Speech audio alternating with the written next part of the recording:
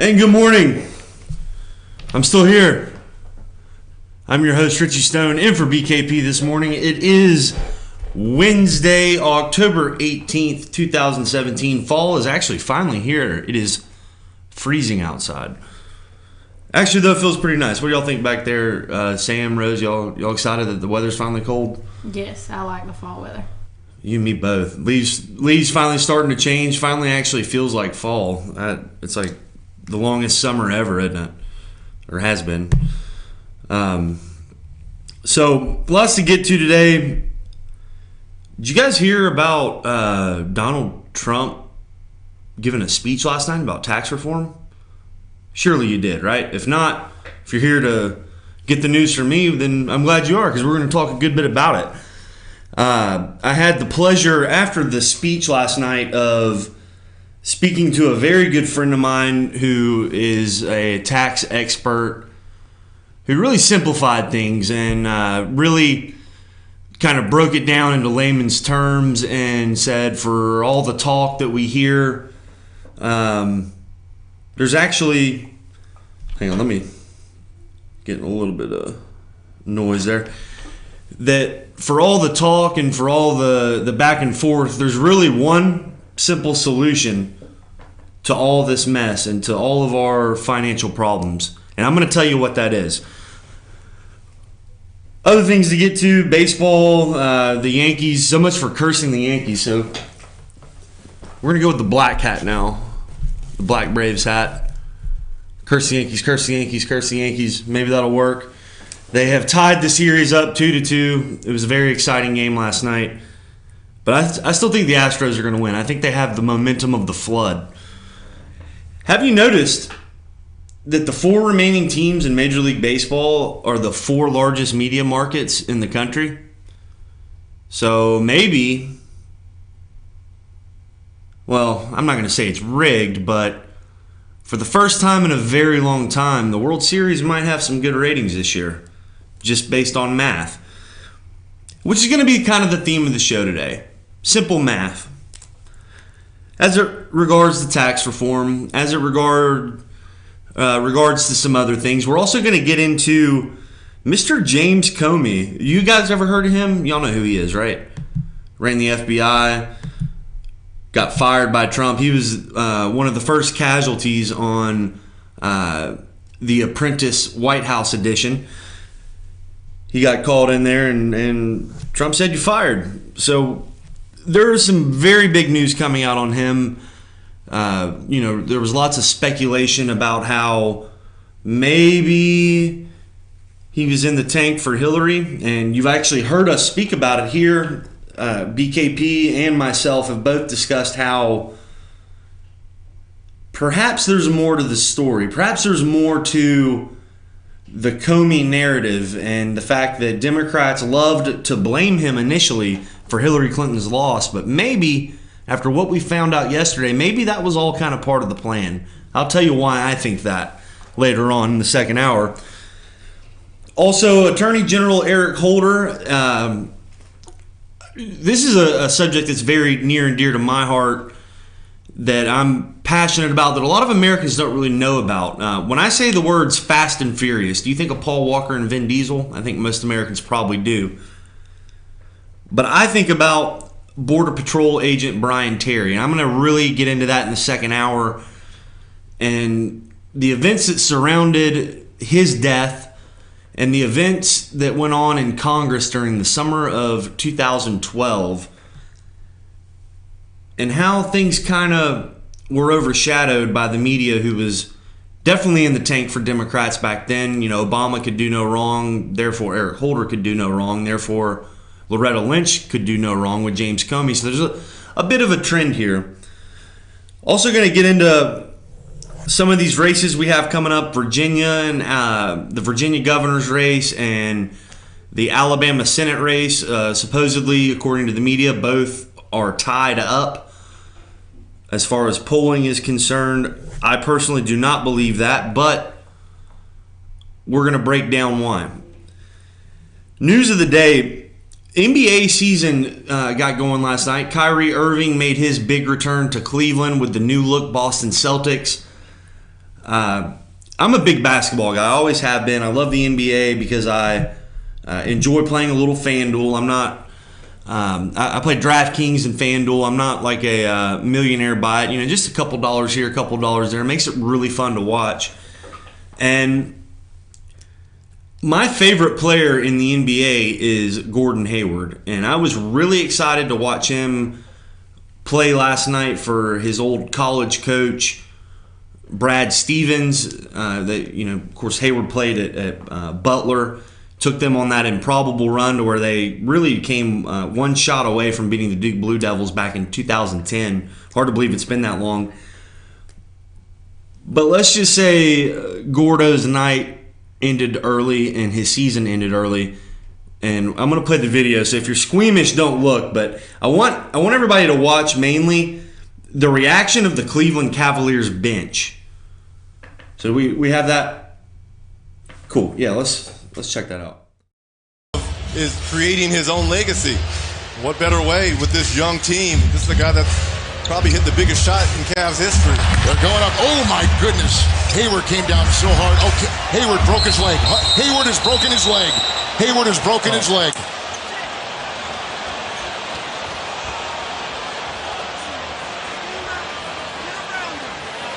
Oh, my gosh. Oh, my gosh.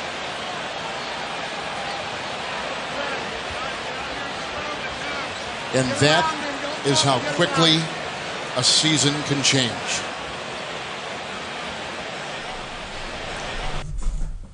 Yes, they say he's day to day, but I don't know. It looks like he might be out a while. Just a nasty, nasty injury.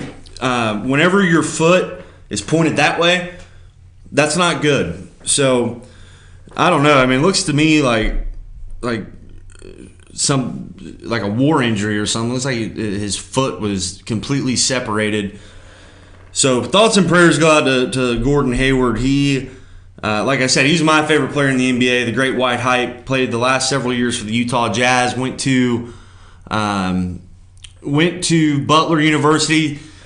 Was an all-star last year for the first time. They call him Gordon Buckets because the man can shoot. He can shoot the ball. And yeah, so hate it for the Celtics. So now what do they become? My man Ryan Russillo says now they are just essentially the same team they were last year, except Kyrie Irving is better than Isaiah Thomas, which I agree with. So, I mean, just horrific injury. Reminds me a lot of the Marcus Lattimore injury at South Carolina a few years back. And trying to think of, there's another one that was really bad. I'm trying to think what it was. The Lattimore one just always stands out to me. I mean, talk about a guy that was the best running back in the SEC for all intents and purposes. He was on his way to an NFL career, and then it was ended just like that. So you hope a guy like Hayward won't lose a step. Maybe he'll be able to come back strong. But I mean, that's the kind of stuff that could be career ending. So all best of luck to him. I mean, that's got to be modern medicine, to think that they have the ability now to take someone's foot that is literally sideways and put it back together, and to think that he could play professional sports at a high level again is just beyond belief. But word is he went into surgery immediately, as you would imagine, and they had to reattach his foot essentially. So just horrific. Hey Sam, can you hear me? Is that one of the nastiest injuries you've ever seen? Yeah, that was pretty disgusting. I mean, just unreal.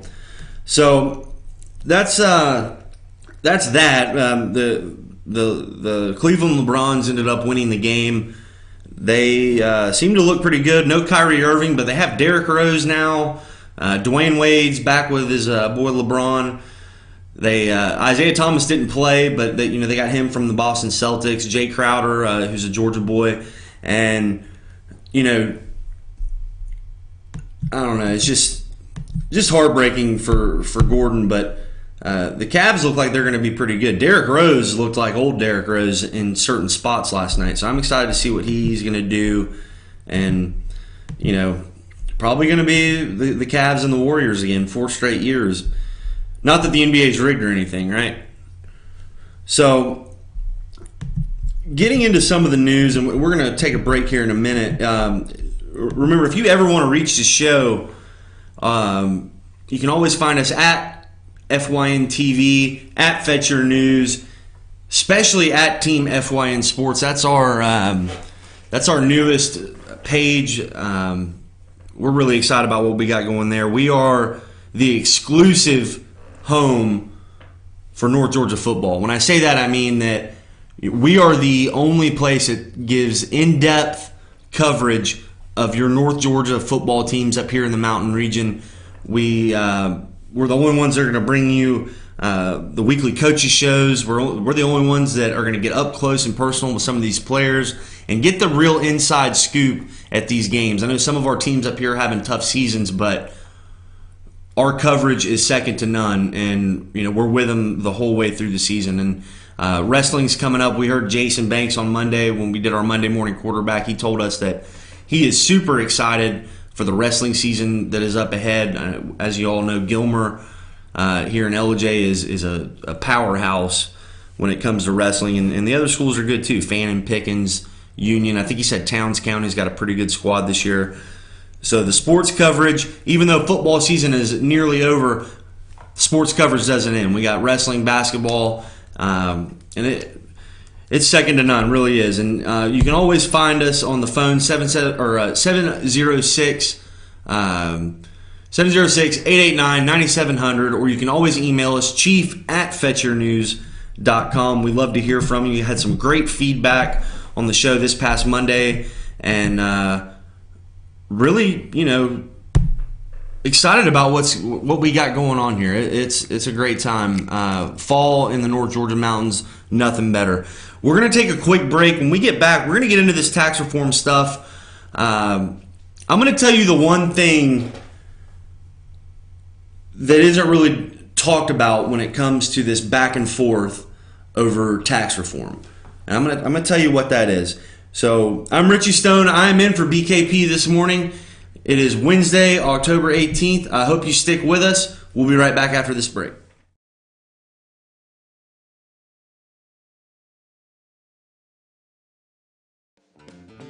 Ace is your helpful place for paint and home goods, tools, outdoor living, and lawn equipment. But did you know Ace Hardware of Blue Ridge is a little bit more? We have hunting rifles and accessories for your next hunting trip. We have Amish furniture imported directly from Ohio. And we have Ace Custom Woodworks for all your custom wood project needs, from cabinets to artwork. Ace Hardware of Blue Ridge. We have your new house in stock.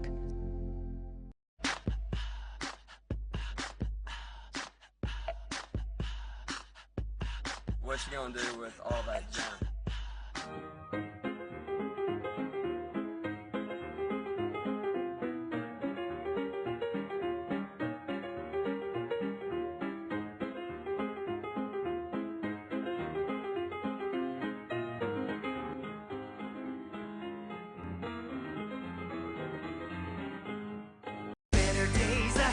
Dave's Chevrolet in Jasper is dropping the hammer. Over $11,000 off MSRP on new Silverados. Just look what we've done to the price on this new LT Crew Cab. Save over $11,000 and pay just $32,500. And Dave Chevy is dropping the hammer in a big way on all new Chevy Malibus. Save over $6,500 and pay just $17,900. The savings are real and they're big at Dave Chevrolet in Jasper. Better days ahead, Dave Chevrolet. Find new roads. Hi, I'm Rhonda the Mattress Lady, and this is my husband Gary, owners of Mattress Overstocked in LJ next to Walmart. And we want to earn your business. From the time you walk in our door to the time we deliver your new mattress to your door, you will see the difference. Our selection and prices are the best in North Georgia, and customer service is our top priority. So y'all come on in and let us help you find the right mattress at the right price. That's Mattress Overstocked in LJ next to Walmart.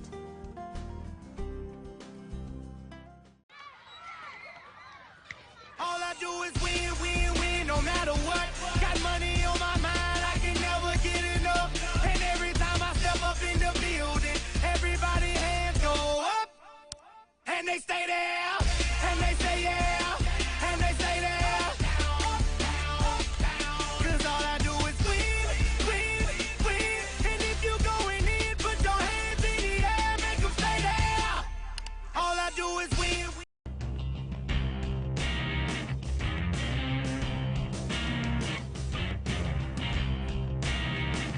Hi, I'm Casey McGraw, the General Manager of Schottenkirk Ford. We're going to start doing something here at Schottenkirk that we're really excited about. You may have already noticed our Facebook page, the new edition of the 360-degree videos. This allows the user to control the video in virtual reality and see it from any angle you choose, simply by moving your device or scrolling with your finger or your mouse. At Schottenkirk, we've decided to take this groundbreaking technology and apply it to the car shopping experience. Now, if you're interested in a new truck, a family car, or a brand new convertible Mustang, you can simply log on to our Facebook page or our YouTube page and see it for yourself in full HD 360-degree detail. Or contact one of our sales associates who will send you the link directly. If you like what you see and want to take it for a test drive, simply stop on by and take it for a spin. At Schottenkirk Ford, we're committed to not only keep up with new market technology, but we strive to be innovators, while always keeping your comfort and convenience as our #1 priority. So follow us on Facebook, check out our new 360 VR videos, and let me know if there's anything I can do for you.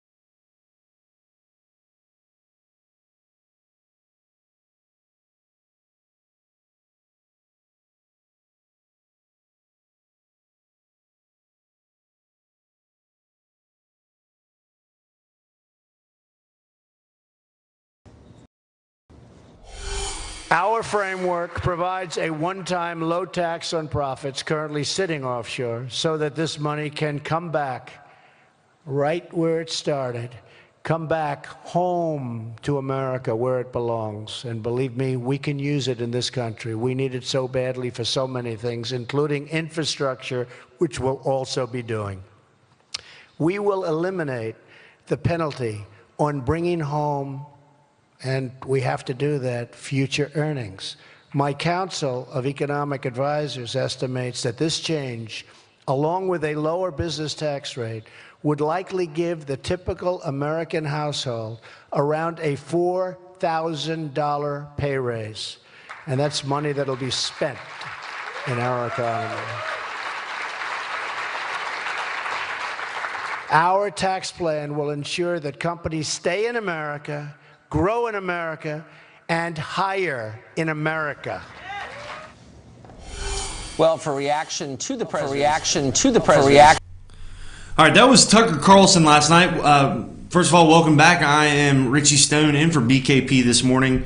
It is Wednesday, October 18th. That clip right there was from Tucker Carlson last night on the Fox News channel right after Donald Trump gave his tax reform speech. It was a, what we see out of Trump a lot. Basically a glorified campaign rally, whips up the base. That was, I believe, the Heritage Foundation. Y'all can correct me if I'm wrong. Sometimes we like to test you. I'll say something wrong just to see if y'all are paying attention, and you can get in touch with us. Feel free to comment here in this comment section right over here.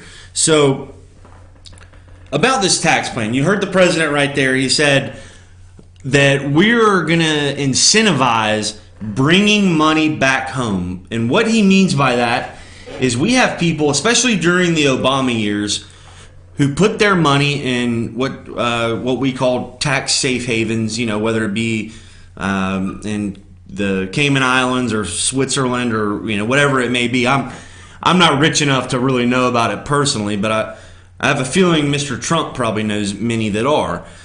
So what he's saying is if we can bring that money back home and eliminate the penalty on bringing it back, meaning you don't have to give up a lot of it just to bring it here, that is going to jumpstart our economy, along with a lower business tax, which will really help small businesses as well as big businesses, and also a simplified personal income tax system. There's been a lot of talk that you should be able to fill it out on a postcard. That's Ted Cruz's big crusade. I don't know if you guys remember during the election, that was something Ted Cruz repeated a lot, and frankly, that makes sense. But that's probably not going to happen, and I'll tell you why real quick before we get into the meat of this.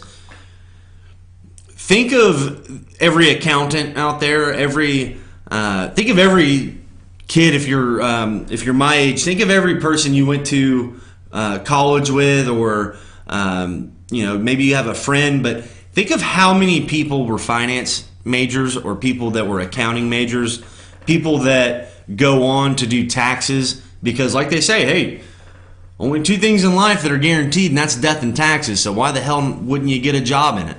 Pays good money, and it's recession proof because people are going to need it every year. So with that said, this whole tax simplification idea of being able to fill it out on a postcard, that's not going to happen. Can you imagine H&R Block or Ernst & Young or Jackson Hewitt or these other tax services going out of business because it's just too easy to do it? So we can probably forget that. But what I think will happen is that this plan of bringing the money back, cutting business taxes, especially for small businesses, really for all businesses, and President Trump estimates that it will equate to $4,000 for every, for middle-class American families. Where he gets that number, I'm not quite sure, and how he can guarantee that, I'm also not quite sure. But we live in such a consumer-driven country that is something that will really jumpstart the economy. If you think of it this way, if a small business owner can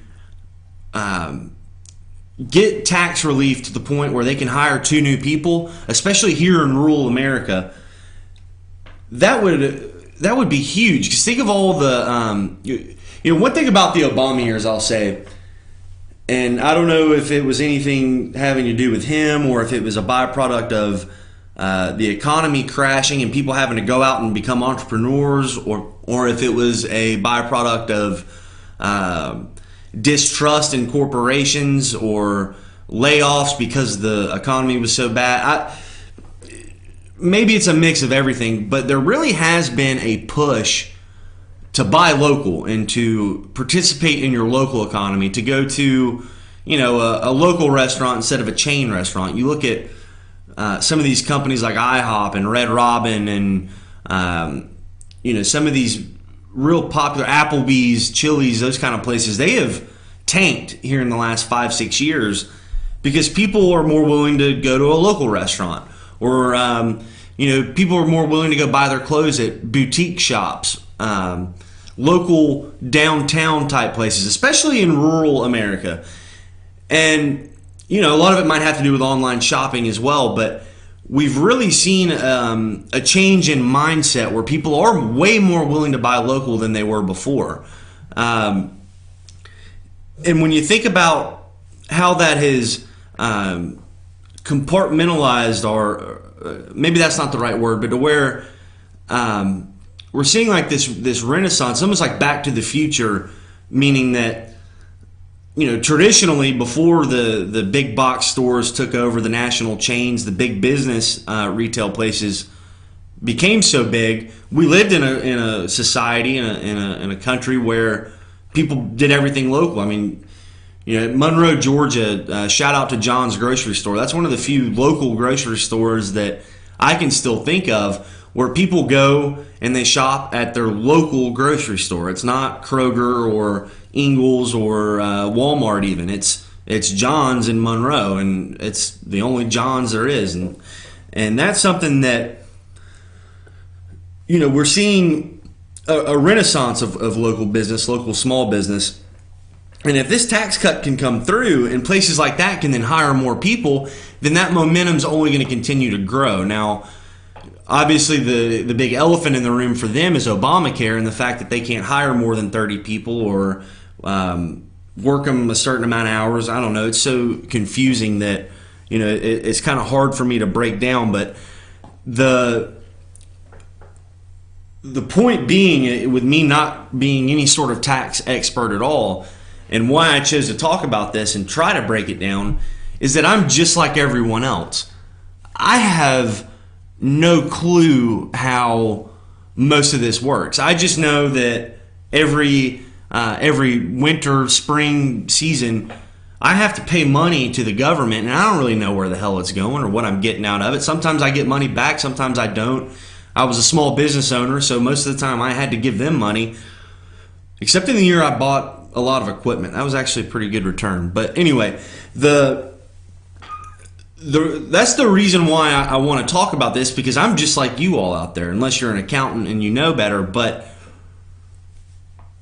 I think I have a perspective that most of you probably have, that, you know, all we hear when we hear people talk about taxes is, okay, am I going to pay more or less, and am I going to have to hire somebody to do it for me, or they're going to simplify it like Ted Cruz said, which I don't think will happen. But what does all of this even mean? So I decided to reach out to someone. Think about when you were in high school, did you have that guy who was part of your friends group that, you know, he was, you know, just like he was one of the guys. I mean, we had a pretty big group, 8 to 10, you know, sometimes bigger, that we ran with. And we had the one guy who was just a genius, right? He was top 5 in the class. I graduated with like 600 people.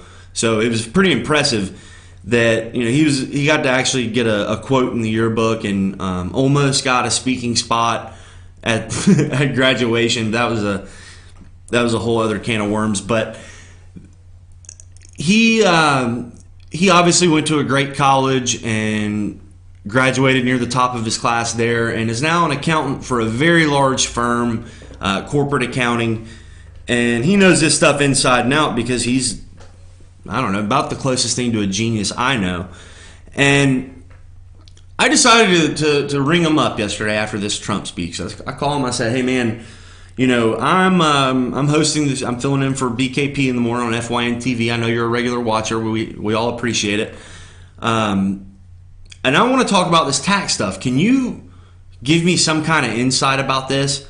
And his initial answer was classic. He says, well, no, not really. He goes, "It is the hardest thing in the world to have an honest discussion with someone about tax reform without first talking about entitlement reform." And I thought that was very interesting, because that is something we hear a lot about. And, you know, you might remember taking macroeconomics and microeconomics, and how, you know, they both play such a major role in our economy. You know, speaking macro, you know, we have so much debt in this country, it's unreal. But then when you speak micro, a lot of that trickles down to folks like you and me. I mean, I have student loan debt. I have a little bit of credit card debt. Nothing too crazy, but when we start talking about everyone together, it adds up, right? So there's a macro and a micro relationship here. And when you think about it as far as the federal government is concerned, we pay out, I mean, it's just unbelievable how much entitlement we have in this country, as far as not, and I don't mean that in the, oh, you're a little liberal snowflake entitled. I don't mean it in that term. I mean it in the terms of we have guaranteed certain things to certain people in this country, whether they be veterans, whether they be the poor, whether they be the sick, whether they be immigrants, whether they be minorities, whatever it may be. We have guaranteed certain things that we have been unable, or not unable to fulfill, we actually have to fulfill. You know, like Social Security or Medicare. And the big joke is, you know, our generation, we've been paying into Social Security and Medicare for all our working lives, but we'll probably never see that. And, you know, most people just say it in jest, like, yeah, Social Security, yeah, that's going to happen. So we started talking about it, and what we got into after that, as I said, you know, my response was, you know, that's pretty interesting. I only called you because I wanted to hear, you know, a simplified version of what this stuff Trump's talking about actually means. And he immediately responded with, you know, it's basic math. It's simple math. You don't have to be a rocket scientist to understand it. And by immediately switching it to entitlement reform, that told me a couple things. Number one, this guy knows money. This guy understands the numbers, and he thinks of it so simply that it's like, it's basically all talk, right? That this whole $4,000 number is great for you and me and most middle-class Americans, but in the grand scheme of things, that's not going to do anything. That's like throwing a cup of water on a fire, a big fire, like the one in Northern California. Where all of this really, where the rubber meets the road, as they say, and this is what he really started to get at, was the taxes of the top 20%. The rich Americans, the dreaded 1%. People Bernie Sanders and Barack Obama and Hillary Clinton hate, even though they're all part of it. And when I say the 1%, I really mean the 20%, but we won't play that game. So I said to him, well, the top 10% of earners, don't they pay like 70% of all taxes? And he said, no, you're wrong. He said the top 20% of earners pay basically 100% of the taxes. And I said, well, man, that's not right. That's not what I've heard on TV. People I trust, people who come on and underneath their name it says expert. He says, well, yeah, I mean, they're playing with numbers and switching it around to make it, fit a narrative. He goes, but in reality, the bottom 80% of all Americans who, whether you're at the very bottom or you're almost to the top, the taxes we pay essentially cancel out all entitlements, whether it be, welfare, Medicare, food stamps, VA benefits, whatever.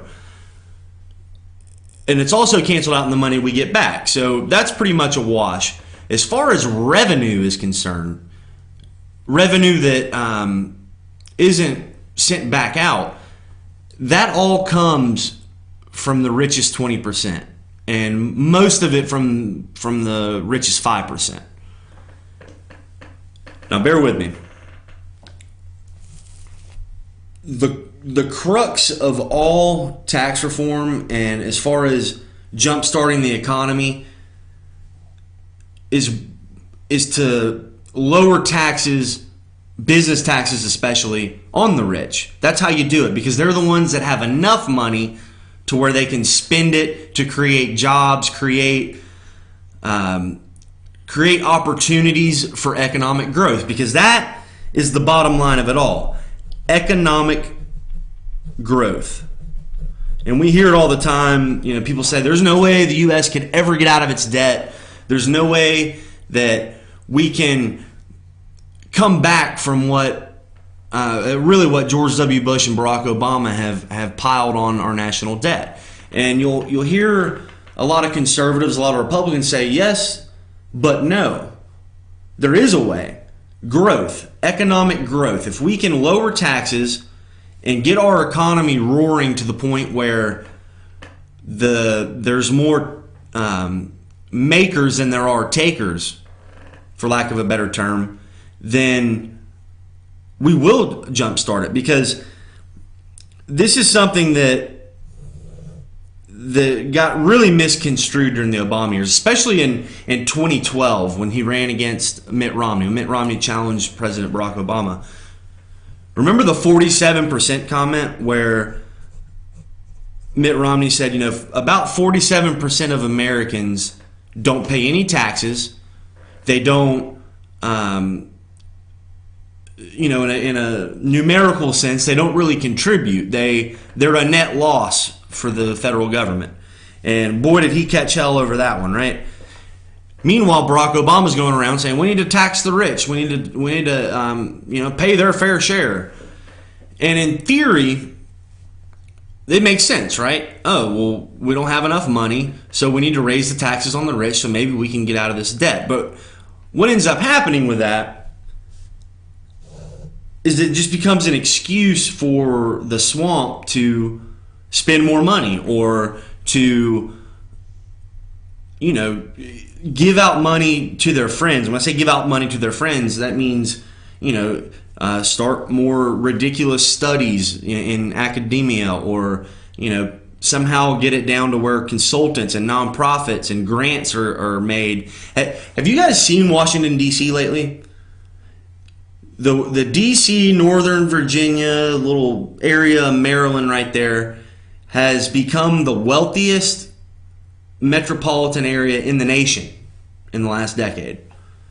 There is new buildings, new construction going up all over the place. It's blown up. Figuratively, of course. And why is that? Well, that's because President Obama and his administration and the policies that were put forth significantly raised taxes to the point where a lot of revenue was going into D.C. But things didn't get better, right? Rural America is still suffering. That's why they turned out at 75%, some places 80%, to vote for Donald Trump about this time last year. That although our taxes went up and our businesses failed and things got harder, the one place that got better was D.C., which is the type of thing that really pisses people off. That's how it became the swamp. Steve Bannon said it himself. It's a business model. It's one of the biggest scams of a business model in the last 50 years. So when you think of it compared to what Trump was saying yesterday, D.C. is out, just having a big old time with all their money while the rest of the country suffers, Republicans and Democrats alike. So when we get to this whole idea of tax reform and economic growth, that's the key here. Economic growth. It's really all about math, volume, quantity. If we can give folks a tax break, if we can convince these people that have millions of dollars each, probably when you put it all together, it's in the billions, to maybe bring their money back from overseas and invest it here in America, you can get things like infrastructure done. You can get things like small business growth. We've already got the mindset of buying local. That would create a scenario in which more people can hire, right? More people can get jobs. Kids, when I say kids, people in their 20s who are hooked on heroin can maybe get a job and have something else to do during the day where they don't have to stick a needle in their arm. There's a thought. The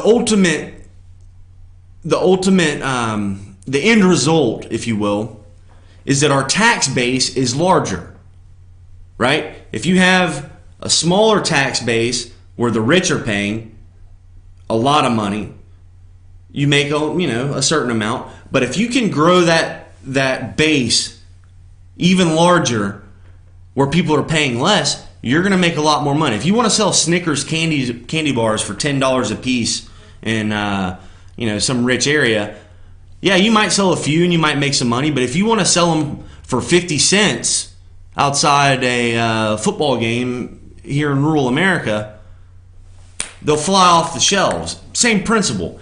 You may not make as much per person, but if you can sell the volume, the demand will also rise, right? So if people get $4,000 extra a year off their tax returns, middle America, even though we aren't necessarily the ones that create the revenue for the federal government, we are the ones that if we get that $4,000, we'll spend it locally. We'll contribute to our local economy. We will, in effect, create more jobs and help the economy grow and hopefully put a dent in the national debt. But it brings me back to the other point. It brings me back to his original point. And this is really the overall point of tax reform, that Washington has a problem no matter how much more or less money they take in from taxes. They don't seem to want to stop stupid spending. They don't want to seem to stop entitlements. I mean, it's just very, very uncomfortable to tell someone, hey, we have to figure out a way to fix Social Security. I know you get money every month, but we got to figure out a way to fix this. Or, hey, you know, we've been fighting a war for 20 years, and that's 20 years worth of college tuition that we've had to pay for. Or the fact that, you know, the Medicare, or hell, Obamacare, I mean, that's the worst one. And it's created this nasty problem where we're spending way too much. And it is the most uncomfortable thing to talk about because politicians don't want to lose their jobs. That's a guaranteed way to lose your job. And that's something Democrats know. Well, everybody knows it, but that's something Democrats prey upon. Push grandma off the cliff, right? Remember that video? You know, they want to take your Medicare. They want your grandmother to die, or they want to, you know, they want to cut Obamacare. People are going to lose insurance and they're going to die. Or let's see, what's another good one? I don't know.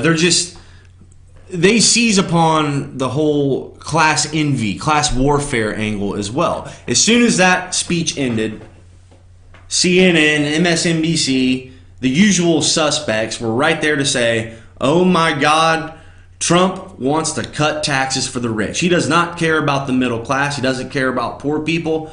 He wants to have a tax cut that's going to help him and his rich buddies.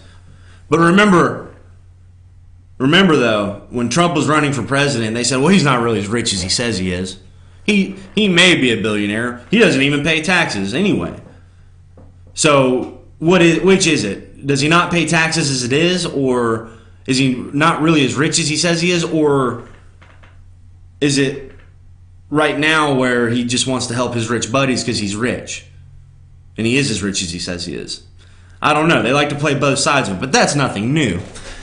So when you think about, especially with regards to the argument they try to make, oh, he just wants to cut taxes for the rich and make the rich richer, make the poor poor. Bernie Sanders out there talking about the 1%. It's all a big scam. You don't create jobs, you don't get the economy going unless the people that have the means to create a job can create a job. Because if I'm a billionaire, maybe one day, right? Knock on wood. They are taxed so much, like we said, they pay 80% of all taxes, right? Or I'm sorry, 100% of all taxes, that they're so scared to invest, or so scared to expand business because of the current climate, because they lose so much of it, that yeah, they've got their money in tax havens. They're so scared of market volatility, at least when Obama was around, that they weren't growing. They didn't know what the next shoe was going to be, the next shoe to drop. So they froze. They stayed still. They didn't grow the economy, especially when Obamacare came out. I mean, they had to cut people, right? So that's kind of the crux of this, is that both sides, Republicans and Democrats, yeah, Republicans, you're not innocent bystanders in all this. You guys like to talk about making things better and making things simpler, but you have just the same spending problem. You know, it would be great if we had a Republican-controlled Congress one day. You know, if we could ever get that, maybe something could happen, you know? Oh, wait, that's right. They do control Congress, but they've done nothing. They've done nothing. Especially on tax reform. Oh, yeah, we're going to repeal and replace Obamacare, right? And then we're going to go on to tax reform, and it's just going to be boom, boom, boom. It's going to be great. Relief for the American people. No, but instead they're caught up in trying to fight with Trump, too. They're the ones that also have a ridiculous spending problem. You could really make the case that during the George W. Bush administration, that's what set all precedent for the nonsense open spending that Obama had. Remember Obama's, when he ran against John McCain, him always saying, we're not going to put wars on a credit card anymore. We're not going to, we're not going to take America's credit card funded by the Bank of China and fight wars anymore. We had a point because we did get into serious debt trying to fight the wars in the Middle East. And whether you're for it or against it, we're actually going to talk a little bit about that later.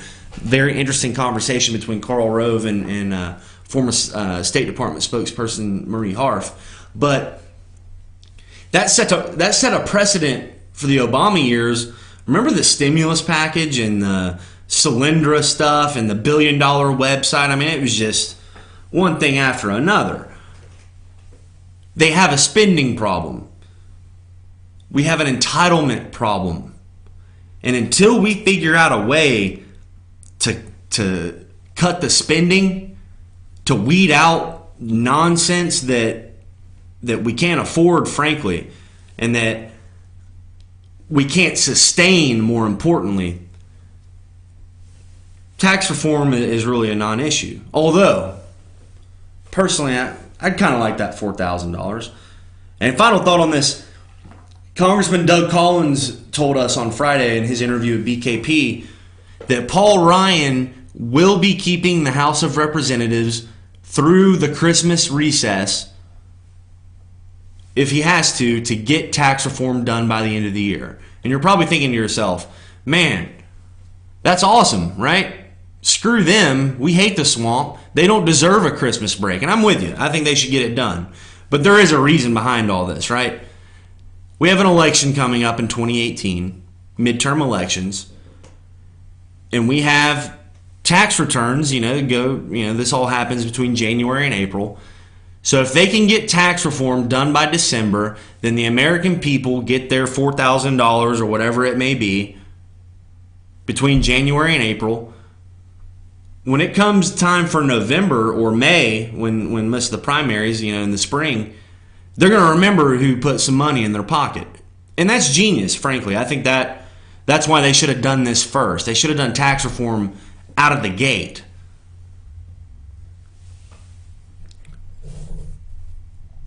It should have happened earlier, but I'm confident it will happen now, especially when you think of senators like Sherrod Brown of Ohio, a Democrat, Claire McCaskill, a Democrat in Missouri, my man Joe Manchin in West Virginia, he's on the endangered species list for sure.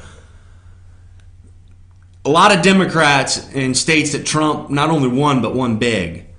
John Tester, Heidi Heitkamp. We talk about them all the time. You know who they are.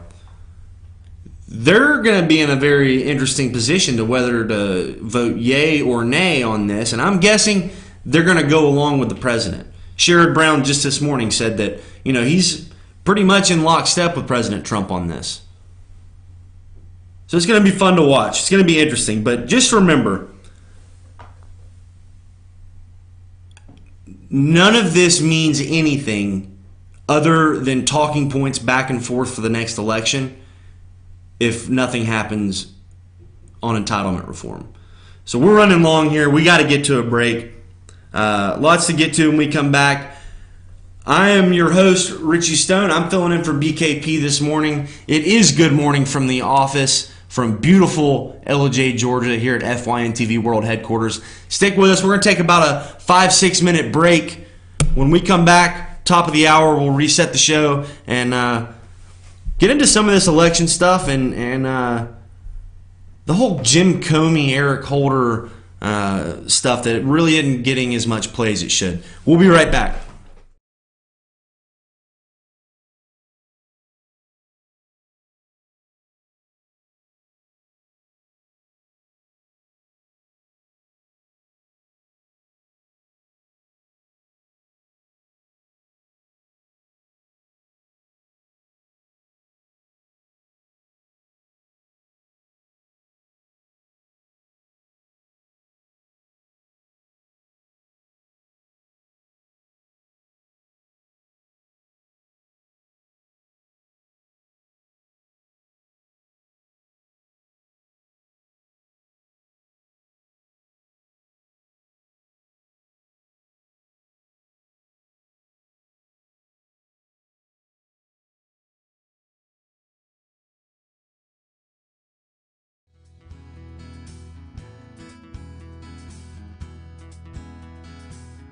Hello, my name is Chad Watkins. I'm the manager at Larry's Body Shop.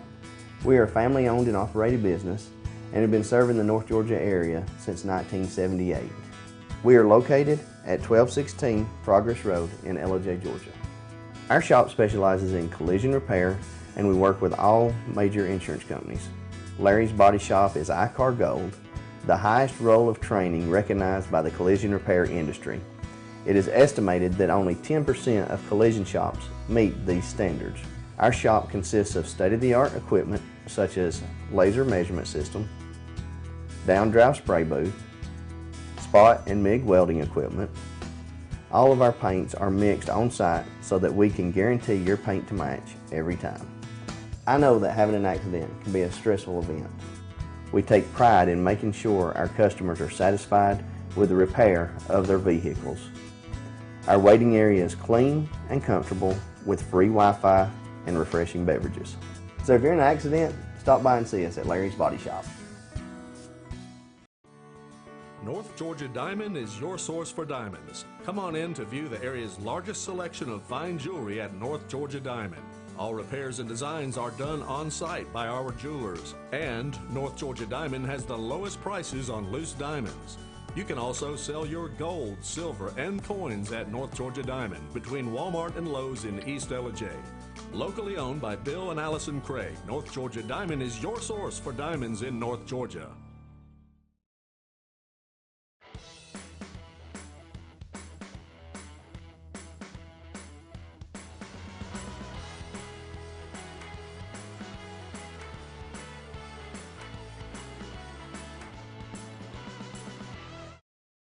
Circuit World, brand name merchandise at unbelievably low prices. Furniture, appliances, and electronics. Circuit World is locally owned and operated, serving the tri-state area.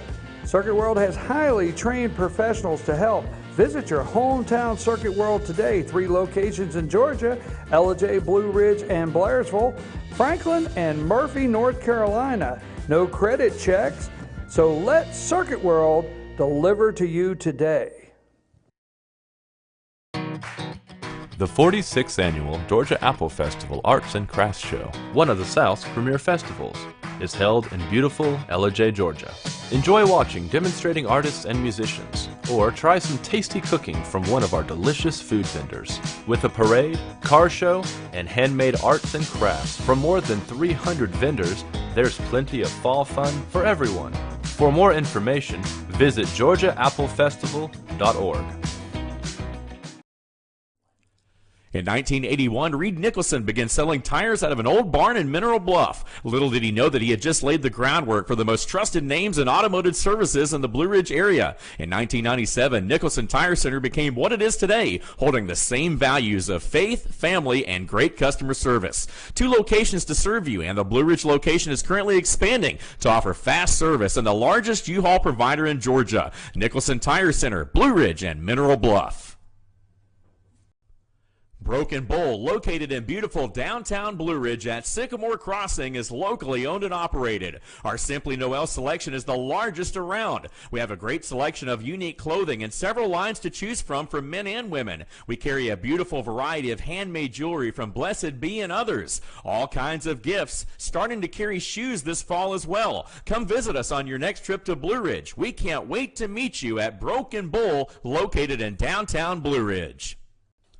Papa's Pizza to Go in downtown Blue Ridge is the best in the area all-you-can-eat buffet. Call ahead or order online now at papaspizzatogo.com. Use our convenient pickup window for the best in pizza, subs, wings, breadsticks, salads, and more. And be sure to check out our lively game room. We serve lunch and dinner, catering available, take out or dine in. Papa's Pizza to Go in Blue Ridge, proud sponsors of the Fannin County Rebels. Be sure to check out New Blue Home and Gift, located in beautiful downtown Blue Ridge at Sycamore Crossing. Find us on Twitter at New Blue Home. Everything beautiful for your home or a special gift can be found at New Blue Home and Gift. Call us today at 706-455-3873 or visit us at 531 East Main Street, Suite 103 in downtown Blue Ridge. Kinty Artesian Silver and Gifts, the Peruvian shop, located in beautiful downtown Blue Ridge at Sycamore Crossing. Fine sterling silver, luxurious baby alpaca and exotic woods. A beautiful selection of exquisitely crafted gifts for all of your special occasions. Visit our website, artesiansilvergifts.com, or follow us on Twitter at Artesian Silver Gifts. Kinty Artesian Silver and Gifts, the Peruvian shop in downtown Blue Ridge. The Tupelo Tea Mission is to provide over 80 premium tea blends for tea lovers who are looking for ways to explore new flavors and blends. Come visit Tupelo Tea, located in beautiful downtown Blue Ridge at Sycamore Crossing. Be sure to sample our various varieties of honey and tea. Visit us on the web at tupelotea.com or call us at 706-946-TEAS. That's TEAS. Tupelo Tea, located in beautiful downtown Blue Ridge.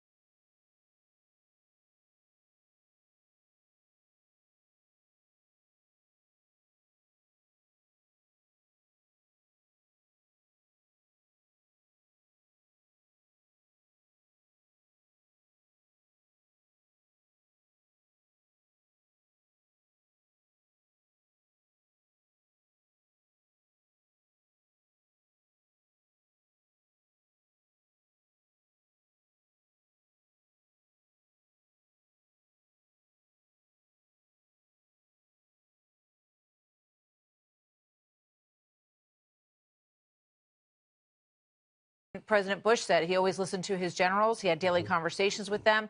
We did not see that in the Obama administration. No, and let's be honest, the reason that ISIS spread so rapidly in that map that we saw recently across the Syria and Iraq was because in 2012, for political reasons, the Obama administration withdrew our military forces from Iraq. Does anybody think that if we had kept intelligence gathering and air assets and military trainers and military coordinators, that as an organized column of ISIS approached Mosul, that American firepower and American leadership could not have helped the Iraqis keep them restrained and not allow them to take Mosul and all that territory right up to literally the city boundaries of Baghdad. So yes, President Trump did two things. First of all, he made clear that we're going to take action. And we saw that when, unlike when President Obama said that's a red line if they drop gas on their own people, when the Syrians dropped gas on their own people under this president, he immediately took action, and then he listened to the military and unleashed them on the mission that they could do, which is setting up a force of Syrians to work with American trainers and American assistants to do exactly what we saw today. But let's not kid ourselves. The battle against ISIS is going to continue. Absolutely. They've been kicked out of Raqqa, but just like al-Qaeda, we will face these people for years to come. They have moved down into the Euphrates River Valley. That's where they have migrated while this area has been bombed and hit so ferociously. You also have the Russia element. They recently retook the city of Mayadeen, which is also a stronghold of ISIS.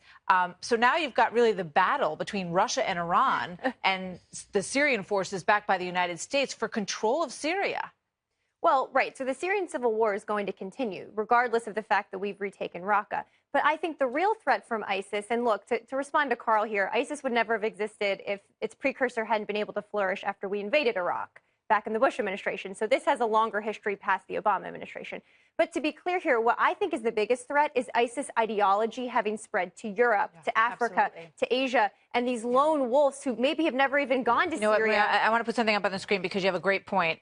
This came from the MI5 General Director Andrew Parker in the UK today. He says the UK has seen a dramatic upshift in threat from Islamic terrorism this year, reflecting attacks that have taken place in Westminster, Manchester, and London Bridge. He goes on to say, he said that threat is multidimensional, evolving rapidly, and operating at a scale and pace that we have not seen before. Those are terrifying words. It is. And unlike al-Qaeda, which really wanted people who were going to carry out terrorist attack in their name to come meet them, to pledge allegiance, to train with them, ISIS doesn't care. They're fine if you go online and you get radicalized and then you commit a terrorist attack in their name. These people don't even have to go to Syria or Iraq, and it's much harder to find folks like that. So this is going to be a very serious challenge in the West, across Africa and Asia. I want to play something from the Rose Garden today. This is the Greek Prime Minister with President Trump. He was asked a question by John Roberts. Watch this. You said at the potential for a Donald Trump presidency, quote, "I hope we will not face this evil." And I'm wondering if after spending time with the president, you have changed your mind or if you're of the same mind. I wish I knew that before my speech. The meeting that we had was very productive. Not a moment did I feel that I threatened at any time. A number of countries were a little bit nervous at the beginning, and I have very good relationships with the leaders of virtually every country I've dealt with. Interesting moment. One quick moment. May I say that I really was taken aback by your audacious swipe suggesting that President Bush was responsible for al-Qaeda and ISIS. Islamic terrorism has been around for 20 years before he took office. You may have forgotten that the attack was made in 1993 on the first Well, attack. I was responding to what you said about President Obama pulling out of Iraq and that being responsible for the rise of ISIS. No, for the spread of ISIS. Okay. Well, ISIS actually started as AQI during the Bush administration. I get it. And we could go on with that for a long time. Okay, thanks for bearing with us on that one. A little long, but I wanted to play the whole thing right there because I don't know if you guys knew this, but the Middle East is very, very complicated. And it was compounded by two radically different strategies from back-to-back presidents. And, you know, we have a system here where since the beginning, since old George Washington himself in 1788 when he was first elected, that we have a domestic policy and we have our foreign policy. Look at a guy like LBJ, who to the left is a hero and a villain. He's a guy that is remembered now really fondly for civil rights legislation and really turning the tide on ending Jim Crow and a lot of the things that were an ugly scar upon our country. But at the time, he was public enemy number one to liberals because of his foreign policy, not his domestic policy, his foreign policy in Vietnam, right? That's why he didn't run again in '68. So President George W. Bush, whatever you may think of the motives or the evidence or whatever that originally got us into Iraq in the first place, maybe he had an axe to grind, but it happened. Either way, I mean, events, you can't go back and change time, at least not yet. So when you think of the strategy in Iraq, and then when Obama comes in, and as Karl Rove said, for political reasons, pulled all of our troops out to basically get them reelected again in 2012. You know, what did he say? GM is in business, Al-Qaeda's on the run, Bin Laden's dead, and the wars are over. It was very catchy, to be quite honest with you. And Marie Harf, who was speaking with Karl Rove there, was the spokesperson for Hillary Clinton's State Department. So she was a central figure in all this. She had to go out and talk about it every day. And we see right there, as much as the media these days try to say that, Bush, Obama, Clinton, they try to rope them all into the same category as not Trump, meaning establishment. We've beaten that horse a lot. But this reignited an old flame, if you will, of the actual differences and the major differences between Bush and Obama.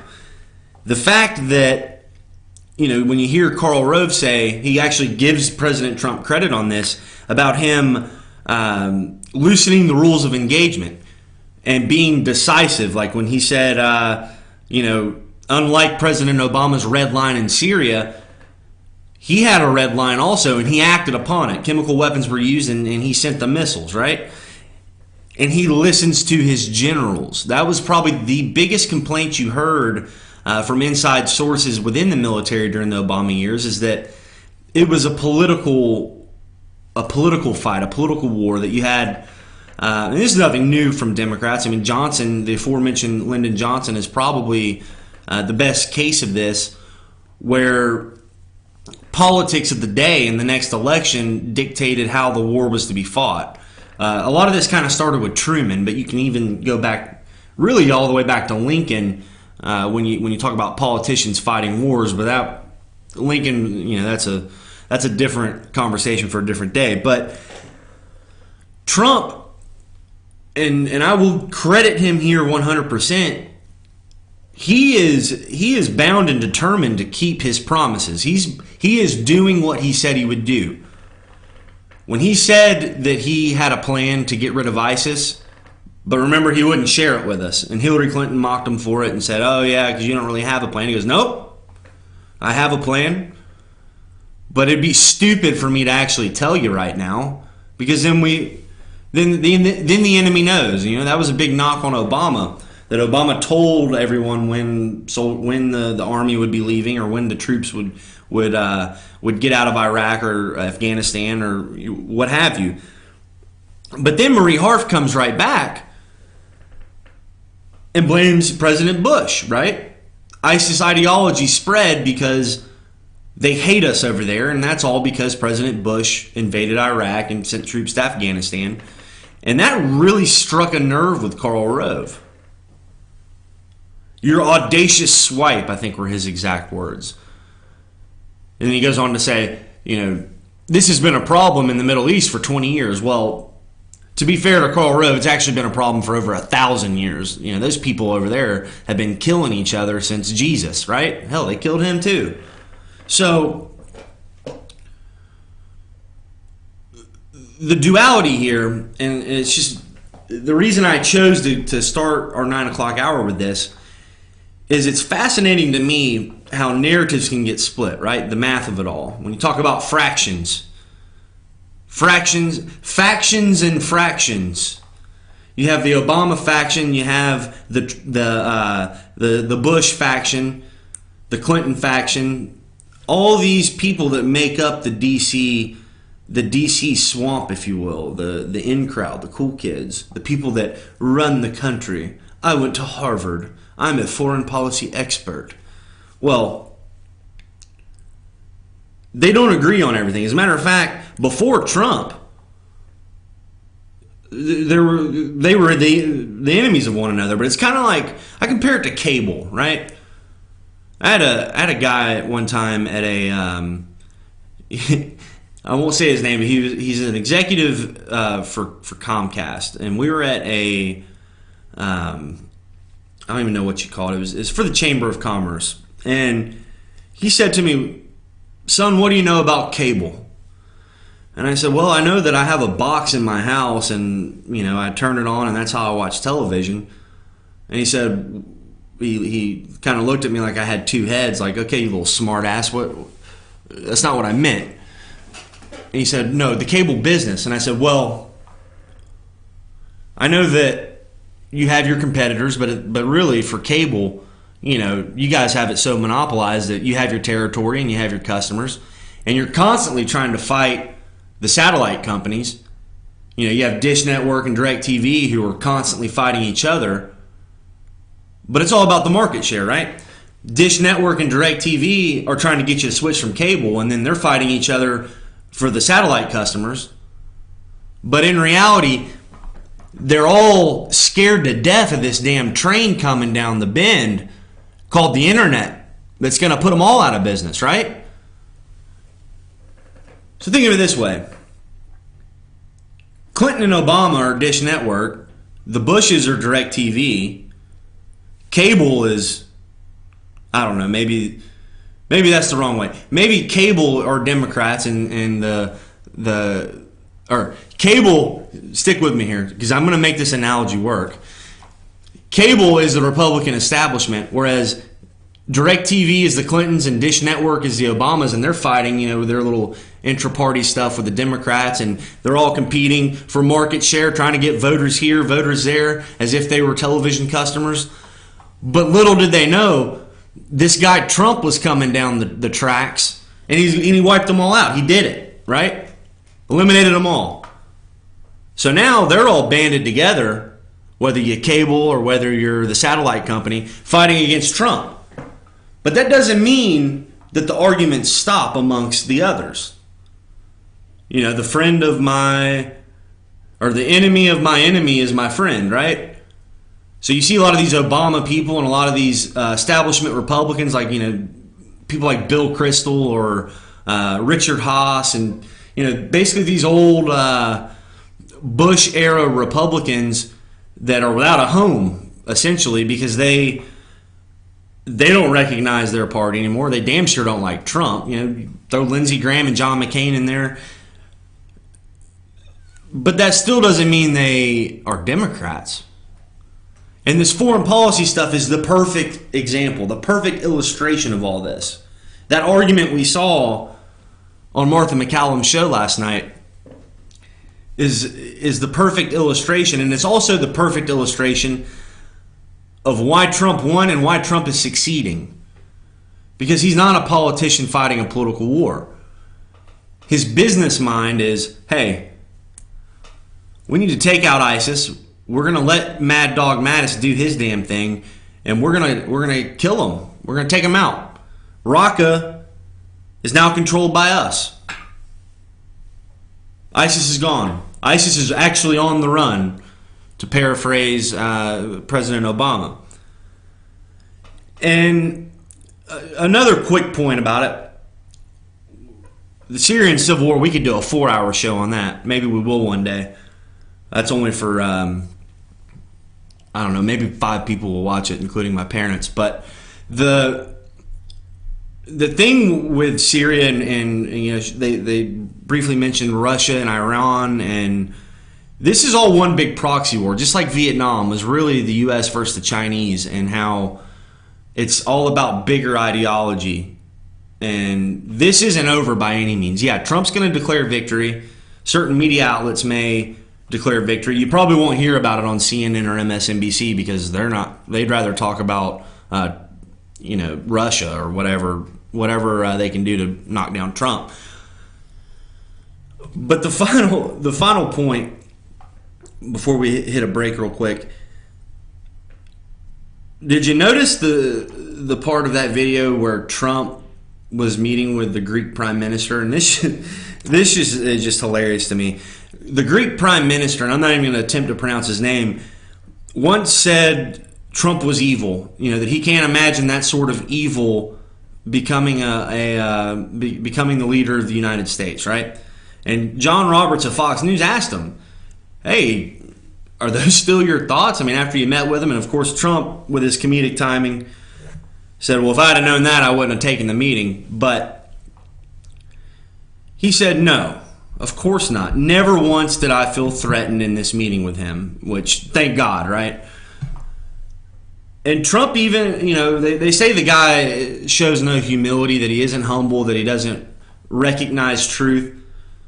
Well, he did it right there. No one's going to point it out.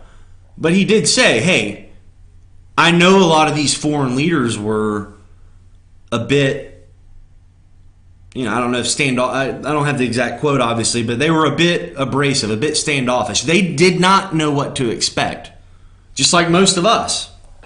We didn't know what the hell to expect with this guy. I mean, it's the guy from The Apprentice. It's the guy who took down the USFL, right? But he's a businessman, and he's getting stuff done, and especially the damn Greeks. They could probably take a page out of Trump's book. Hell, they went bankrupt, right?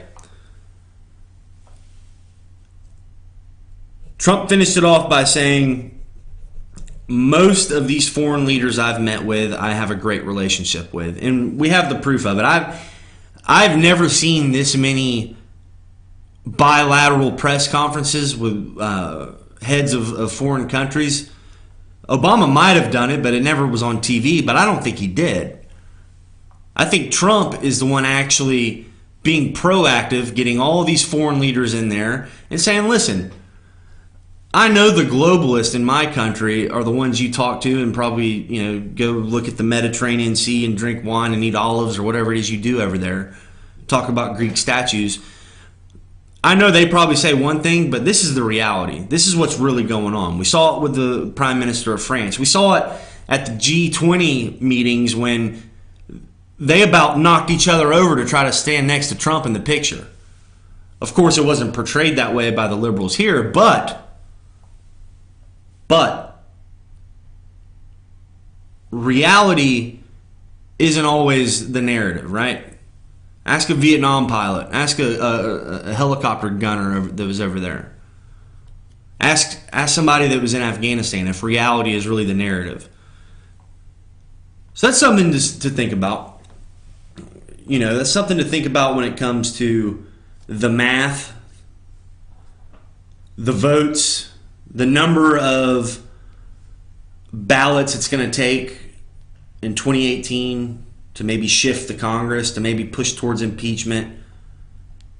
That's all it is. It's always a numbers game at the end of the day, whether it be money, whether it be votes, whether it be television ratings. It's all about the numbers. It's all about trying to push a narrative that will get the numbers where a certain side wants them. And it's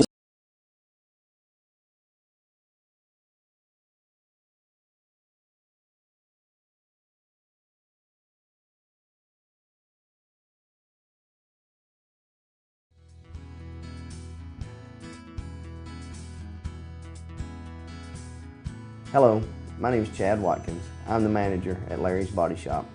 We are a family-owned and operated business and have been serving the North Georgia area since 1978. We are located at 1216 Progress Road in LJ, Georgia. Our shop specializes in collision repair and we work with all major insurance companies. Larry's Body Shop is ICAR Gold, the highest role of training recognized by the collision repair industry. It is estimated that only 10% of collision shops meet these standards. Our shop consists of state-of-the-art equipment such as laser measurement system, down-drive spray booth, spot and MIG welding equipment. All of our paints are mixed on-site so that we can guarantee your paint to match every time. I know that having an accident can be a stressful event. We take pride in making sure our customers are satisfied with the repair of their vehicles. Our waiting area is clean and comfortable with free Wi-Fi and refreshing beverages. So if you're in an accident, stop by and see us at Larry's Body Shop. North Georgia Diamond is your source for diamonds. Come on in to view the area's largest selection of fine jewelry at North Georgia Diamond. All repairs and designs are done on-site by our jewelers. And North Georgia Diamond has the lowest prices on loose diamonds. You can also sell your gold, silver, and coins at North Georgia Diamond between Walmart and Lowe's in East LJ. Locally owned by Bill and Allison Craig, North Georgia Diamond is your source for diamonds in North Georgia.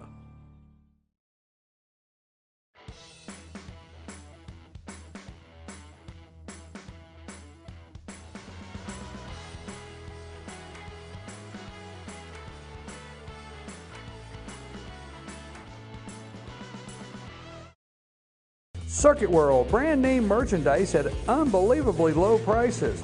Furniture, appliances, and electronics. Circuit World is locally owned and operated, serving the tri-state area.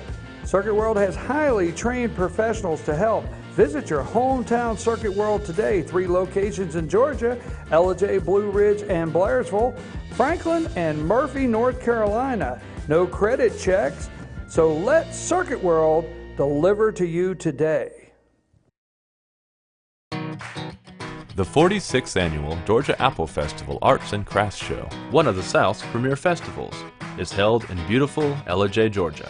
Enjoy watching demonstrating artists and musicians, or try some tasty cooking from one of our delicious food vendors. With a parade, car show, and handmade arts and crafts from more than 300 vendors, there's plenty of fall fun for everyone.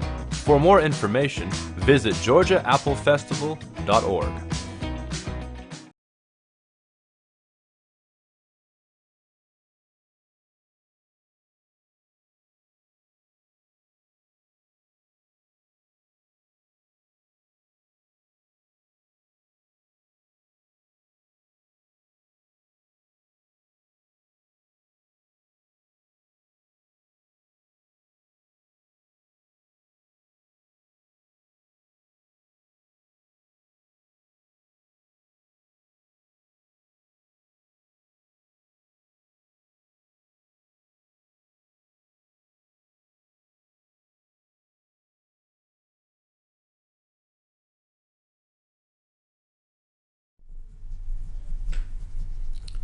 And we are back here in beautiful Ellijay, Georgia. Fall is upon us.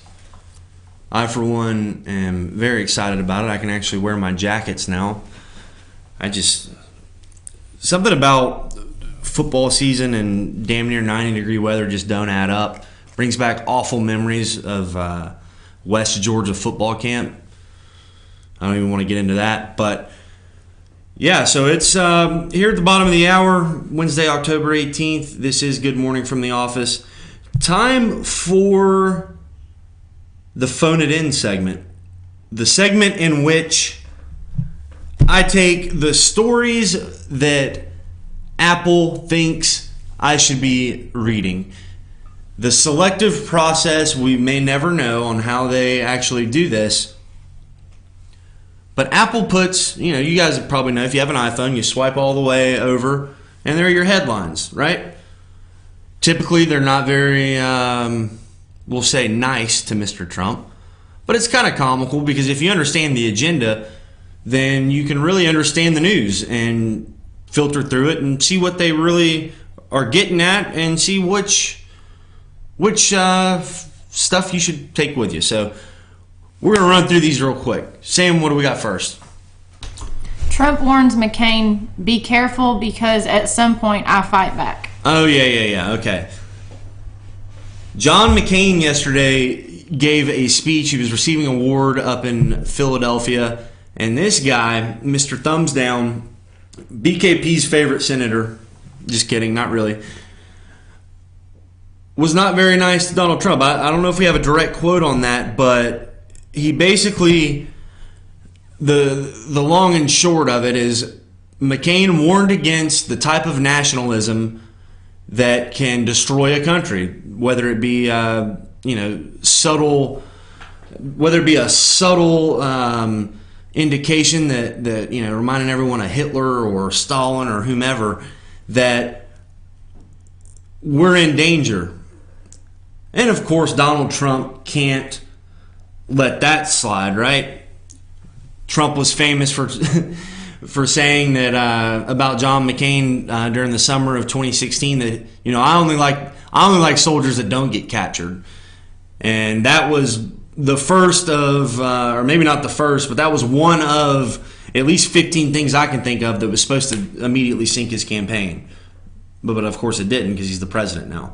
So the Trump-McCain feud continues, and just as day follows the night and night follows the day, CNN and other liberal outlets have run with this, and it's really just all playing into Trump's hand because he knows the more they talk about John McCain, the more they're going to talk about, or the more people are going to equate that with, oh yeah, that's the guy responsible for not voting for Obamacare repeal.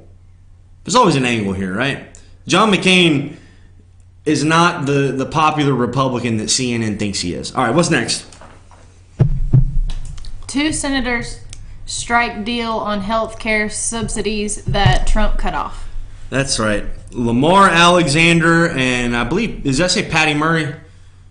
It's maybe hard to read, but I think that's who it is. I can't read it. Yeah, Patty Murray from Washington State. Lamar Alexander, actually the former governor of Tennessee. This guy's been in politics, a long time. And he's an interesting guy. He's definitely of the establishment. Probably what you would call a statesman. He's very big on environmental regulations because if you listen to his speech, Tennessee, borders like 9 states. They're tied with Missouri for how many states they border. And he always talked about how they get a lot of pollution from all these other border states and EPA regulations, this and that. But that's not what this is about. This is about the health subsidies that Trump cut off, right? The media wants you to think that by Trump ending the free money that goes to the insurance companies, the Obamacare subsidies, basically my money, your money, American taxpayers' money, going to the insurance companies to subsidize Obamacare, as Trump calls it, the gravy train. That is essentially, by him cutting that off, it throws a lot of stuff into chaos, right? So when you have Lamar Alexander, very much of the establishment, I would be willing to bet those insurance companies have donated him money. And Patty Murray's a liberal Democrat from the Pacific Northwest, but she seems like a really nice lady. Of course, they're the ones that will come to a deal, right? They're the most likely to, and that's fine. I mean, if that's what they want to do, go for it. But the angle of all this, and why I think Apple wanted us to know about it, is that Trump's evil, right? And that these folks are actually the ones that are going to be bipartisan. They're the ones that are going to compromise, be the compromise that we need, even though they didn't really give a damn about compromise when Obama was in office. So these two have come up with a plan that will save the subsidies, right? But the interesting thing about all of this, the subsidies, the payouts to these insurance companies were recently ruled unconstitutional anyway. It's not like they would have been able to continue. The media is not going to tell you that. But it comes from a lawsuit filed by John Boehner against the Obama administration because Obama, through executive action, paid this money to the insurance companies as part of Obamacare. But the House of Representatives, who according to the Constitution is the one that controls the purse strings, they're the ones that allocate money, they said no. Under John Boehner, they said no, we're not going to do that. And Obama did it anyway, and come to find out, finally, it was ruled unconstitutional. So now they want, really all this is them trying to make that legal. So we'll see what happens. I doubt it goes anywhere. What's next? President Trump admits he is trying to kill Obamacare. That's illegal. Yeah, this one's my favorite. Well, leave it up to Vox, not Fox, Vox with a V, for their Trump attack of the day. It's almost like Eric Erickson yesterday referred to this as fan fiction. These people in the media, especially places like Vox, are just coming up with any way they can to try to either find grounds for impeachment or find grounds to make Trump a criminal. Obviously, the Russia stuff hasn't worked the way they thought it would. There was no smoking gun, at least not yet. So now the latest, they're really been out of shape about Obamacare because, I mean, let's be honest, Obamacare essentially made it to where a lot of these middle-class conservative types lost their health care, either lost their health care or had to pay a lot more for it. And in return, their tax dollars went up in order to give free health care to people who vote Democrat, right? That's step one, maybe step 25 or 28 of the grand scheme, but that was a major step in making America socialist. That's why when people said, oh, Obama's a socialist, people are like, hey, he's not a socialist. Well, no, I guess in theory, no, but the grand scheme of things, this was just another step on a socialist agenda, and Vox is definitely on board with that. But I will say this. President Trump admits he's trying to kill Obamacare. That's illegal. The point they make is that by him not executing the laws of the land, because that is the job of the chief executive, to execute laws passed by Congress. They are absolutely correct in that. But here's where it becomes rather laughable. I wonder if Vox wrote an article about the Obama administration enforcing immigration law. I wonder if Vox wrote an article about Obama enforcing marijuana laws. See, both sides can play this game, right? They will make a case, especially like sanctuary cities, for instance, of, what do they call it? Prosecutorial discretion, right? Some laws you care about, some you don't. That's why they don't round up everybody in Colorado smoking a doobie out in Denver. Prosecutorial discretion, right? They didn't care when Obama did it, but now Trump doesn't want to execute the laws of the land. Oh, that's illegal. We must impeach. Get real. What's next? Congresswoman says Trump told widow of fallen soldier he knew what he signed up for. Yeah, this is this morning, and this one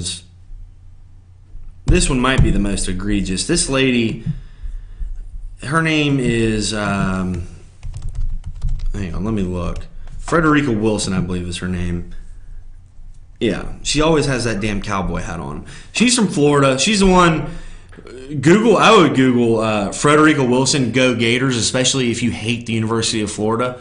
It's really funny.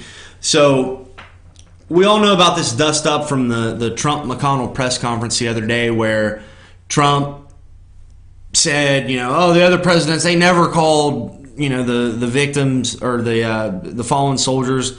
Sometimes you say, oh man, I never go to Walmart. I hate that place. But you all know that I probably do go to Walmart here and there. Sometimes you say never, meaning like I don't do it often. It's kind of the gist of how we speak, right? It's the way American language, like when Democrats say President Trump is putting a gun to the head of people who can't afford health care, or when they say President Trump is an arsonist to the Constitution. When they say things like that, it's a little bit hyperbolic. That's what Trump was doing when he said, Obama never called these people. Of course, Obama has called people who lost a loved one, whether it be a son or a daughter or a husband or wife, what have you. Of course he did, but context, what is it liberals love to say? Words matter, right? Yeah, words do matter. And they love to accuse people of doing kind of what they're doing, especially when they say, they're just politicizing this. So Trump yesterday says, well, ask General Kelly if Obama called him when his son died. So Morning Joe had a field day with that today. Oh, Trump's politicizing John Kelly. He's making this a political football. When in reality, Trump said one sentence, and then Morning Joe talked about it for 45 minutes today. Or this lady, Congresswoman Frederica Wilson, who was in the vehicle with the widow of a young man that passed away in Niger, Africa, a couple weeks ago, one of those 4 Green Berets that were killed. And Trump called and had a conversation. And do you really think, when you're a politician, especially the president of the United States, are you really going to be dumb enough to make an arrogant comment? Oh, well, he knew what he was getting into. He's dead, but, at least he knew what he was getting into. Do we really believe that? Do you really believe that he would be stupid enough to say it in the context in which they're suggesting? But that doesn't matter. Nope, sure doesn't. They're going to run with this one and just wait. They're already saying that this thing in Nigeria should be investigated the way Benghazi was. Yeah, because that's the same thing, right? Yeah. We'll get a special a special committee in the House of Representatives when Trump tries to blame the attack on a video. What's next? In Italian schools, reading, writing, and recognizing fake news. Yeah, they teach them about fake news, and this is from the New York Times. So I guess the kids probably read this one, wrote about it, and reported on it. What's next?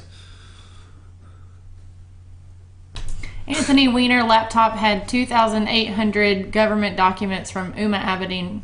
Oh, the gift that keeps on giving, Mr. Anthony Weiner, the Wienermobile. You know, he's headed to prison. He was convicted last month, I want to say, and maybe not even that long ago. And he's headed off to the big house. And we're going to get into this in the next segment because I believe this is the last headline. But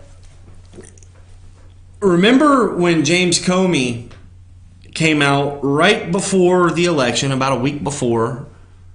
It was on a Friday. I remember it vividly. And for some reason, you know, despite the fact that there were about 1 million other negative stories on Hillary Clinton at the time, CNN never wanted to report it. But for some reason, CNN was really quick to tell us James Comey has reopened the investigation into Hillary Clinton after they found a laptop of Anthony Weiner in an unrelated investigation. Remember, Comey sent the letter to the Congress saying that they had reopened it because he had sworn under oath in his testimony that if any new developments occurred, he would immediately notify them. I want to say it was the Oversight Committee, the Jason Chaffetz Committee. So 3 days later, by the end of the weekend, Comey had come back out and said, nothing to see here, everything was good, nothing happened, no government documents, nothing new. Well, what do you know? What is it Maury Povich likes to say? That was a lie. That was not true. Anthony Weiner had 2,800 government documents from Huma Abedin. And why this is important, liberals love to say, oh, but her emails, whenever something happens about Trump, that's a big joke to them. You know, this was a non-issue.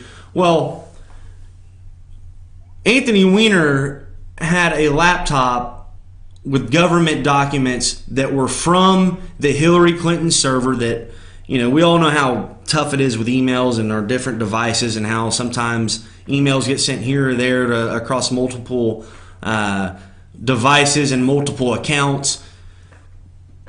So we have evidence of yet another Comey cover-up, and that indeed the Clinton emails that were set up in the bathroom of her home in Chappaqua, New York, where official government business was conducted illegally, had indeed made its way outside of that server.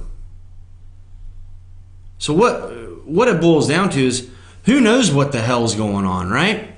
Who knows what the FBI really knew, or what they knew, or what the Clinton Foundation was doing. I mean, hell, it came out that you want to talk about Russian collusion? Well, we just got more details from the FBI that released to Judicial Watch that claims, there was indeed Russian collusion when it came to the Uranium One deal back in 2009, the first year of President Obama's presidency, the first year of Hillary Clinton's service as Secretary of State. So that tells us that one of the very first priorities after, you know, that idiot, that ridiculous reset button that she made the guy push, that as soon as they hit the reset button, they went in the back room and said, okay, what can we do for you? You want to make some nukes with our uranium? Let's do it. Only thing you got to do is just pay the Clinton Foundation, and we're good to go, Vladimir. Or we're good to go, I can't think of a lot of Russian names off the top of my head, but you get the point. It's all a big ruse, if you will. And that leads me to the overall point about Mr. Comey. Do we have the Trey Gowdy? The chronology does not add up. All right.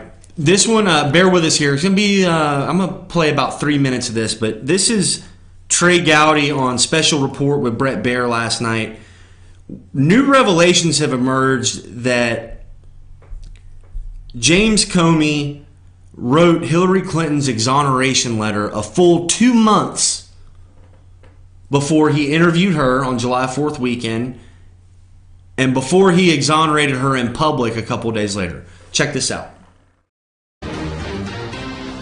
Welcome back to the White House. The FBI is releasing documents confirming that then FBI Director James Comey began drafting his public statement about the Hillary Clinton email investigation 2 months before it was complete. Joining me now with reaction is South Carolina Congressman Trey Gowdy. He's the chairman of the House Oversight Committee and a member of the House Intelligence and Judiciary Committees. He's in Greenville tonight. Congressman, thanks for being here. Yes, sir. Thank you. I think I left out ethics. You're on every committee, I guess. Yes, sir. Thanks for being here. Listen to this soundbite from a hearing. Did you make the decision not to recommend criminal charges relating to classified information before or after Hillary Clinton was interviewed by the FBI on July the 2nd?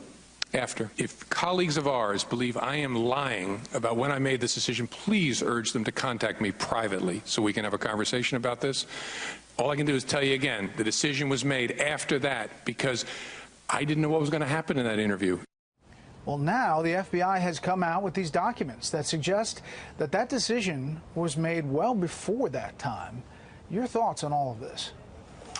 Well, Brett, we're going to take him up on his offer. We are going to talk to his president and former colleagues. May the 2nd is when these memos, these heavily redacted memos, appear where they are discussing internally whether or not to make a charging decision. It is a month and a half later before he announces his decision in early July. So you got, that's 2 months. 2 months from May the 2nd until July the 5th. There were 24 witness interviews in that time period. So if you're discussing whether or not to charge someone in early May and you haven't interviewed 24 witnesses, including one named Clinton, John Ratcliffe asked exactly the right question. I'm just not sure that Director Comey gave him an accurate answer. I interviewed then Attorney General Loretta Lynch. I asked her this about this investigation. Does it concern you, though, that there is this perception that that your Justice Department may, in the end, cut Secretary Clinton a break or do her a favor? With every case, we handle it in the same way, and that's what I'd like to convey to the American people. Now, Comey said that the tarmac meeting between Loretta Lynch and former President Bill Clinton was what precipitated his action of taking it essentially from DOJ.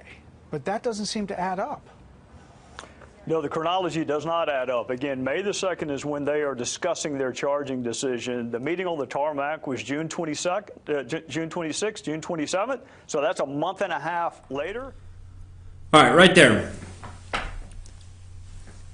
James Comey has said many times, even under oath, that the tarmac meeting in Arizona between Loretta Lynch and Bill Clinton was what caused him to become the lead point man, if you will, on the Hillary Clinton case, right? Loretta Lynch recused herself not long after, and for the first time in the history of history, here in the United States, the prosecutor, aka the Attorney General,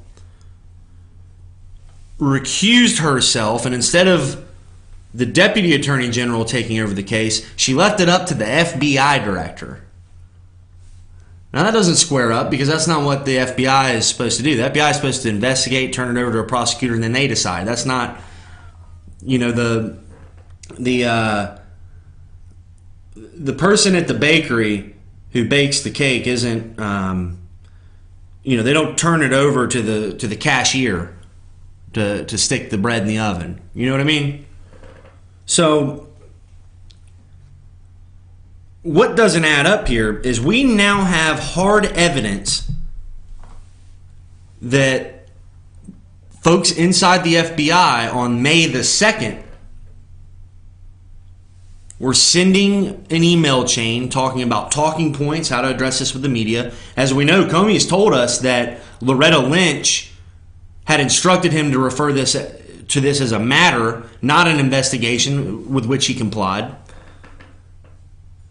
we now know that the decision, it appears, had been made not to charge Clinton or not to prosecute before he had even interviewed her or Huma Abedin or Cheryl Mills or anybody in the Clinton orbit. So could it be the fix was in? Could it be, just like we said before, how interesting was it when news broke of the Comey letter that all of this negative information about Hillary Clinton, all these scandals that we were hearing, none of it was reported on mainstream places like CNN or MSNBC. Yet, when the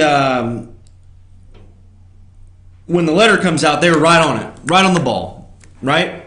And then when this tarmac meeting happens, stuff like that, I don't know for sure, but I presume that kind of stuff probably happens a lot, right? There's all kind of meetings we never know about.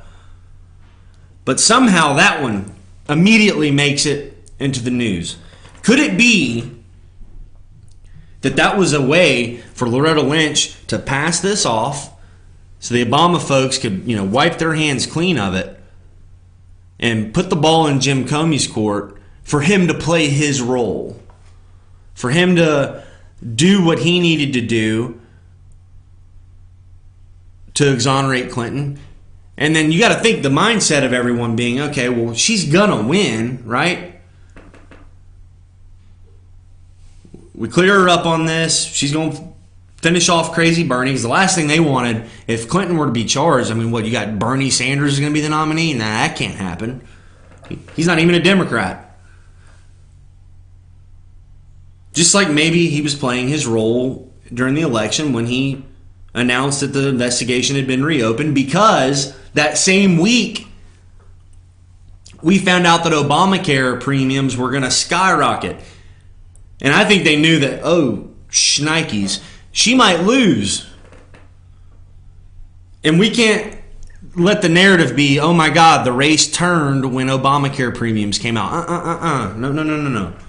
That's not going to happen. So we have to have something else to blame it on, so then we can open up a new can of worms once this idiot gets in office. Trump knew this. Jeff Sessions knew this. And then Comey goes out there saying, well, they're stuck with me for 6 years, and I think that was the final straw for Trump. Comey gives his speech saying, I'm here, they're stuck with me, and Trump said, Comey, you're fired. Speaking of this, though, speaking of law enforcement, speaking of attorneys general, the guy directly before Loretta Lynch, he was no choir boy either, Mr. Eric Holder. He's in California right now, admittedly plotting the resistance. You got to go to a safe Democratic space. Hell, one of the few states where Democrats can guarantee that they'll stay in power, because they're damn losing left and right everywhere else. And his agenda, as he said, along with the president, they're very close friends. Their agenda is to, tackle this gerrymandering stuff and redistricting. Sorry, I got a little tongue-tied there. And, they've moved on, right? They're still fighting the fight. And, they're very much still involved. Hell, Obama's got a damn... what do they call it? The secret war room or whatever it is in D.C. He's the first president to actually stay living in D.C. since it might have been Herbert Hoover or Woodrow. I don't know. A long time, right? He's the first president to remain in D.C. So, speaking of Eric Holder, speaking of Trey Gowdy, I'm going to play a couple videos here. We got about 6 minutes left, 6 to 8 minutes. Can we go to... Arizona Sheriff explains Fast and Furious. This is, I brought this up earlier in the show, and I wish we had more time to talk about this, but this is the first evidence of corruption that I ever saw with the Obama administration that really got me thinking. Oh, okay, yeah, you're right. It's,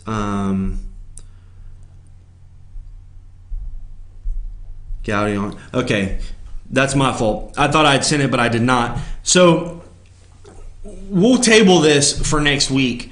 because I really would like to get more into it anyway and have some better videos. But there was a House committee, the House Oversight and Reform Committee, that now chaired by Trey Gowdy. It was Jason Chaffetz previously, but before that it was Darrell Issa, the richest man in Congress from Orange County, California. He's a Republican.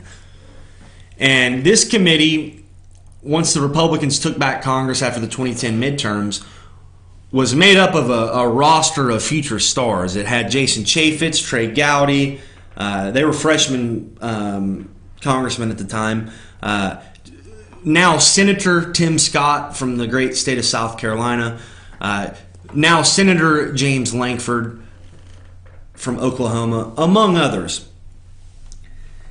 And they went hard after Eric Holder over Operation Fast and Furious. Now, like I said, we're going to get into this next week, and I don't want to. I kind of want to just tease this. But if you remember, Eric Holder was held in contempt of Congress because he refused to give up documents. He refused to cooperate with the subpoena that the Oversight and Reform Committee has a legal right to. Their job, that committee's job, is to oversee the executive branch. You know, checks and balances. That's what our country does. The tricameral government system. You know, the judicial branch oversees the other ones, and yada yada yada. So the Obama administration itself, the White House, then claimed executive privilege on the documents relating to Operation Fast and Furious. And what this all relates to is the death of Border Patrol agent Brian Terry, who was killed along the Mexican border by guns, as it turns out, guns that were sold by the U.S. government to the Mexican cartels under the Obama administration. Guns that were there, presumably sent there so they could be used in cartel-on-cartel crime, and because they were sold from the United States and a sting, could then be justified for the U.S. to get involved in the case. Also, some say there's a gun control element behind it. I don't know, but the cover-up is always worse than the crime, as we well know. And they completely stonewalled Congress on this. Eric Holder was held in contempt of Congress. That never happens. It was a big deal. And it's really where Trey Gowdy first made a name for himself. He gave a very passionate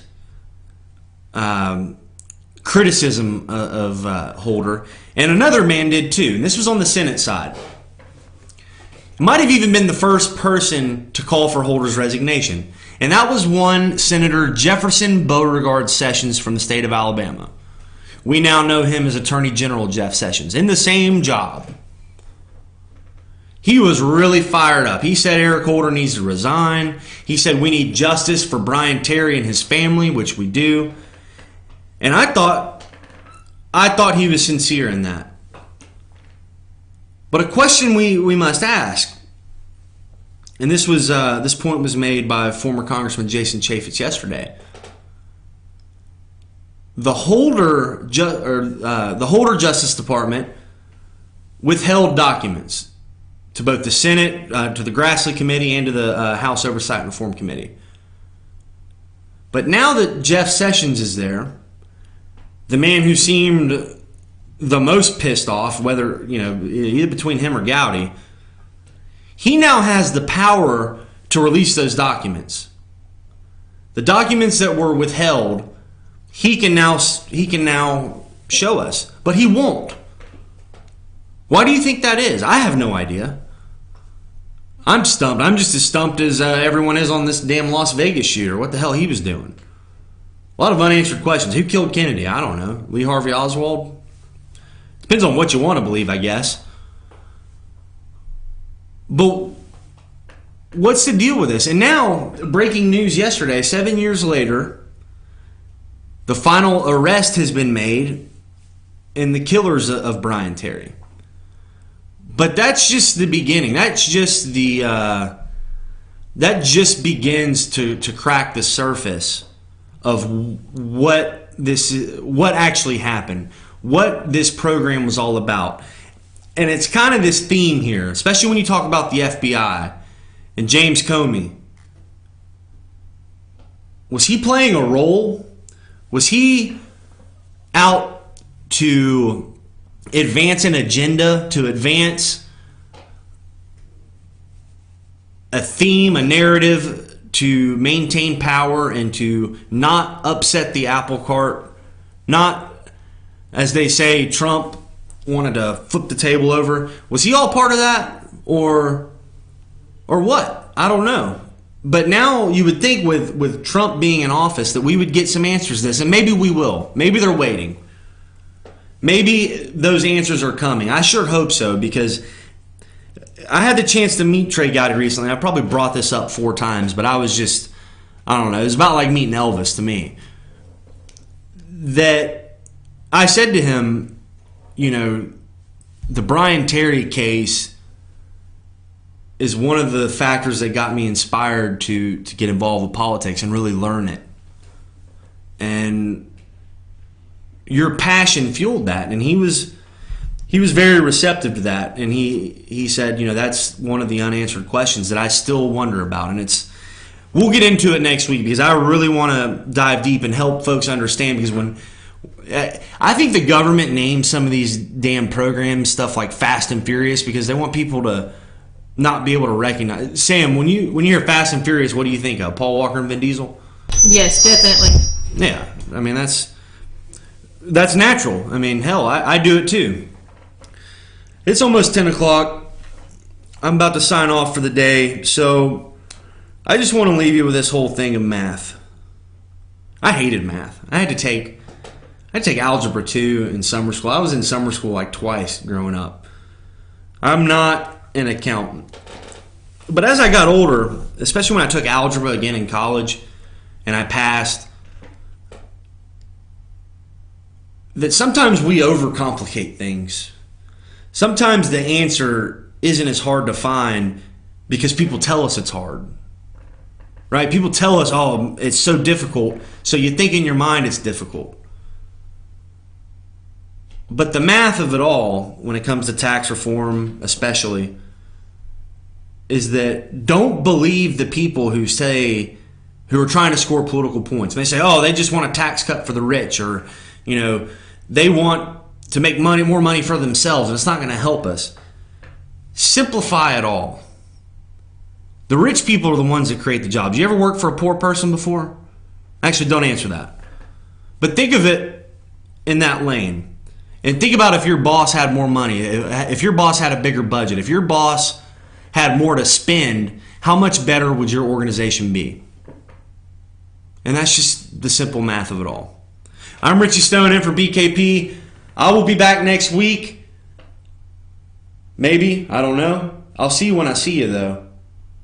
I like to keep you on your feet. You guys have a wonderful Wednesday.